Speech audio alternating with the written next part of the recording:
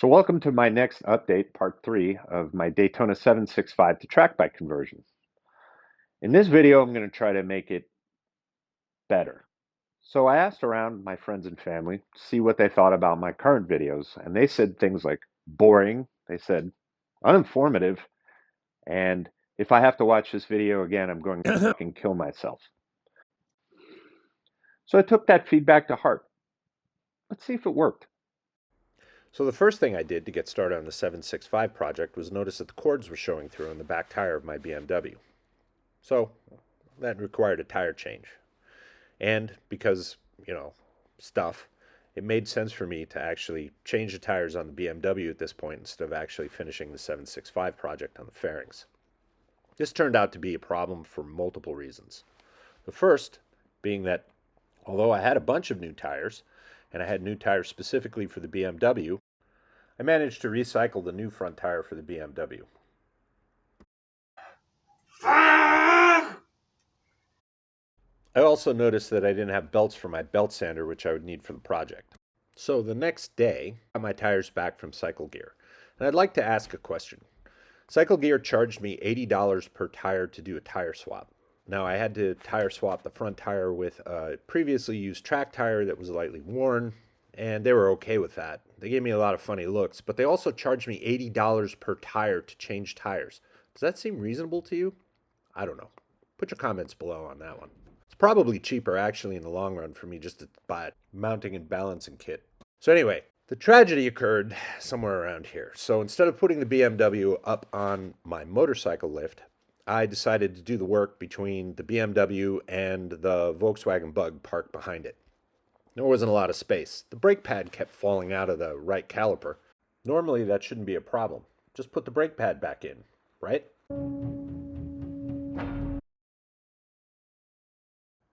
At this point, I should point out that this entire video was made in time lapse because, well, I'm an idiot, and I left the Insta360 in time lapse mode. And Georgia came to help out too. Oh yeah, back to the 765. So this is a little fiberglass box that I made. It's supposed to fit into the hole that I cut in the tail section, and it's intended to mount my little Racebox Mini S. Because the tail section surface isn't flat, I can't just stick the race box on there at an angle. It would kind of look stupid and probably also fly off during a race or on a track day. So I made this flat surface to adhere it to. Basically what I'm going to do is I'm going to put some Velcro on the inside and then add a screw for race scrutineering. So after some sanding, I'm just going to glue it in there. I made the box by putting some pieces of polypropylene tape around some corrugated plastic strips that I put into a square and then molded the whole thing up on a piece of wax paper. It also occurred to me at this point that this little box sucked. So I threw it away. But then I decided maybe I could use it. But then I threw it away again. But then I decided maybe I could use it. So in order to fit the box into the tail fairing, I was going to have to sand it down a bit. And that required putting on a bunny suit so I don't get fiberglass shards all over me. Then you end up with the itchy, rashy, scratch nasties. I highly recommend that you do this. Note that I forgot to tape up the sleeves, so I got the itchy, rashy, scratch nasties. So to sand down the box, I had to set up my belt sander, which meant that I had to put on a new belt from Ace Hardware. Ace Hardware is great. They were on the way to the shop where I have the tires swapped for my BMW. Also, it's important, and I recommend this for everybody, hook up your shop vac to the belt sander. Keeps that fiberglass from flying around your garage. So now that the sanding was done, I decided to measure the box and then measure the hole that I cut in the tail fairing and realized that the box was actually still bigger than the hole in the tail fairing. So put down some tape, marked the edge, got out the Dremel tool, and then made the hole a little bigger.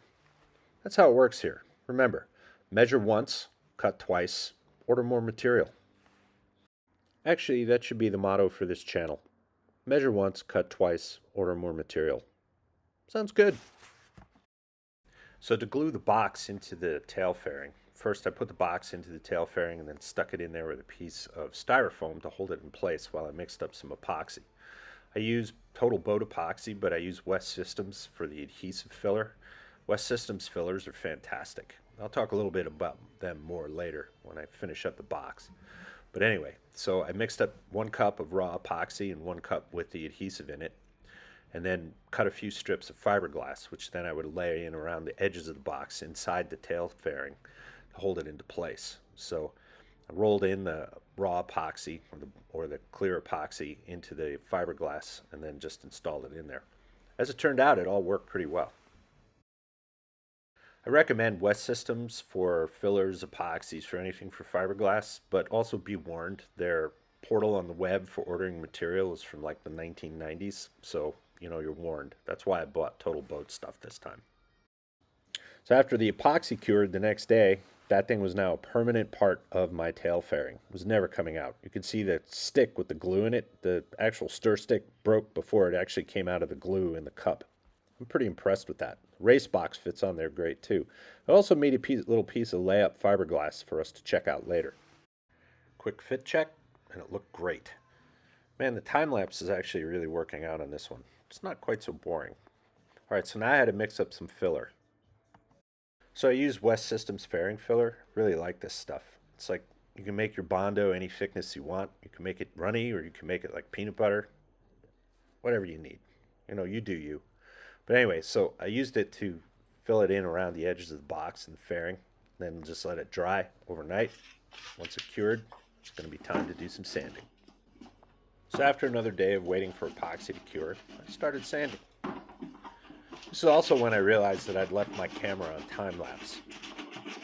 So now you have to watch me do things in real time. It's probably more boring that way. And you also get to see just how bad I am at all of this. Regardless though, I love sanding. I'll sand all day. Beats working.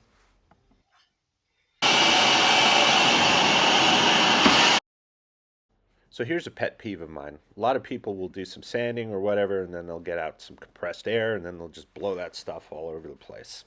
Use your shop vac. It's a lot better. And it'll also help you avoid getting the itchy, scratchy rash nasties. I also threw in a few seconds of the shop vac going just to try to wake you up, because at this point in time, you're probably asleep.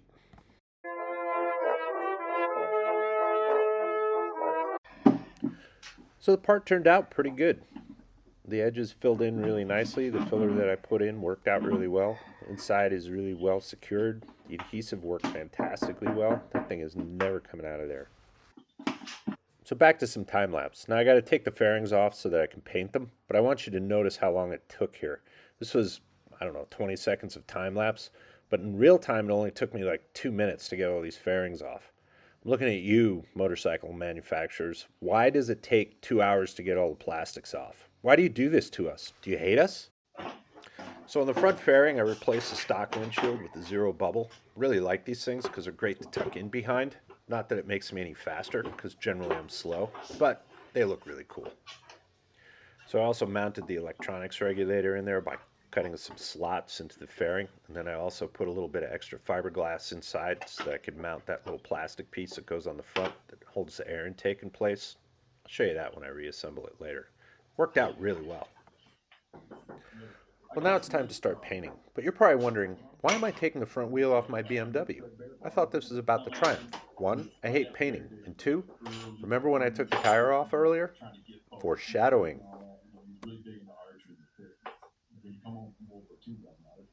So it turns out that if you install your brake pad backwards, it makes a grinding sound. You notice the grinding sound. I noticed the grinding sound.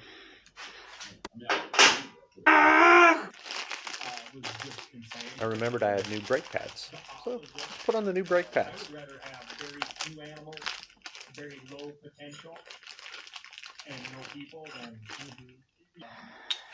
The old brake pads weren't too bad. They were about half gone. But if you're going to install them backwards, you might as well put in some new ones. The brake pads come with a new set of spring clips, and there are long ones and short ones. You just have to figure out which is which. Fortunately, there's an L on one of them. Replace the one with the L with the other one with the L. Since I really hate painting, I decided I would just start cleaning the BMW. Got this stuff. They give it to you at the shop in a little vial, but it smells so good you buy more. Boy, doesn't that look nice. I could stand here and admire that for hours. Hours when I should be painting. Did I mention that I hate painting? I also noticed that the lights were out in the garage door opener, so that needed immediate attention. I waited a whole day before I changed those, so that way I didn't have to start painting. But that went pretty fast, so now I gotta start painting. Since I don't want to paint my regulator slash rectifier slash whatever that thing with fins is, I have to take it out of the fairing.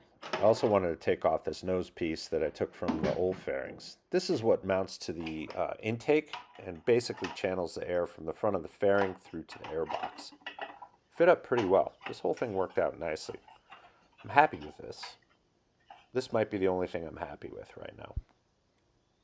Because now I have to paint. I don't want to paint. So before I do any painting, I'm going to do a light wet sand and then rub the whole thing down with acetone to get any extra oils or grease or anything off the fairings. This is usually a good idea. At least that's what I read online. I don't know, I'm a terrible painter. I'm only doing this for show. Sanding is way more fun than painting. I could do this all day. Who's a good belly pan? Who's a good boy? Who's a good belly pan? Who's a good boy? Now, step one for painting is usually to put on some primer. So I got some rattle can primer. I decided to rattle the can because it says you have to shake it for a minute. I shook it for a minute. I'm not going to make you watch the whole minute, but of course I'm going to make you watch a bunch of it because this is how much I hate painting. It's not like I have any subscribers anyway.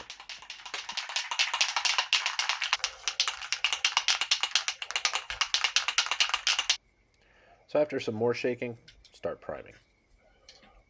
So you got to put on a light coat and then come back in 10 minutes or so and put on some more coats. I put on a bunch of coats. There were a lot of coats. It turned out okay.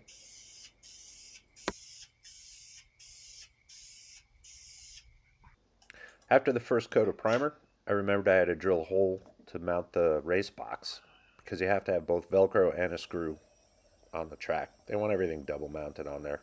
It makes sense. Keeps your race box from flying off. And then it becomes somebody else's race box. For a nardy look to this bike, I picked some concrete gray paint. It had been sitting on the shelf a while. It had some clumps in it. It had to be stirred. After stirring, more shaking was required. Why does painting always involve shaking? Painting went pretty well. I did it outside, which is probably a mistake. But who doesn't like hair in their paint?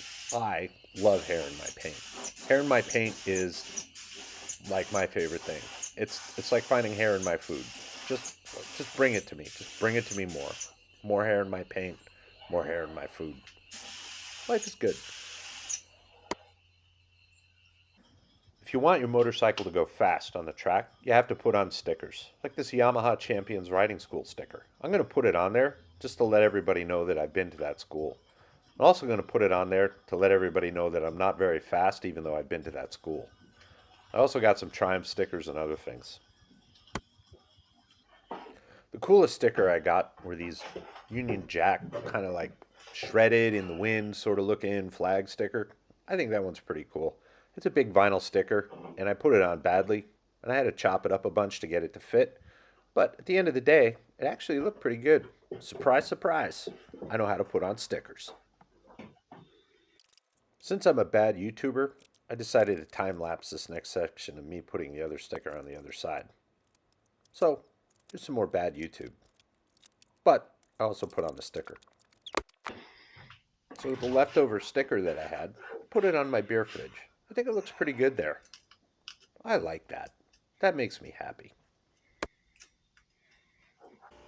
So the last step in painting is to put on some clear coat. I like to clear coat over the stickers.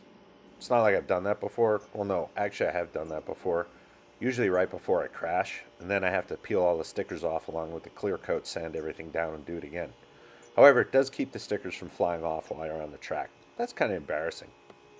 So that way you can find my stickers along with my race box. So it was time to reassemble the bike. I noticed then that my brake fluid was really low. The reason for that was because my brake pads were all worn out and all the brake fluid went down to replace the missing brake pad material. So I got some new brake pads and installed those. Now it was time to reassemble the bike. I had to find all my hardware. Fortunately, I put it all in one of those magnetic bowls that doesn't let any of it fall out. That worked out great. Everybody should have at least 5 or 10 of those things lying around their garage. I do everything at the last minute. Actually, I do everything after the last minute, and then I ask for forgiveness for all the people that were expecting things to get done. So when I'm doing it for myself, I do it at the last after the last minute, whatever minute that is. I clear coated the same day that I assembled and then also went out to the track. So basically everything happened at the last after the last minute, and then I got to the track. In case the bike didn't work, I also brought my KTM. Turned out I didn't need it. The Daytona went fast.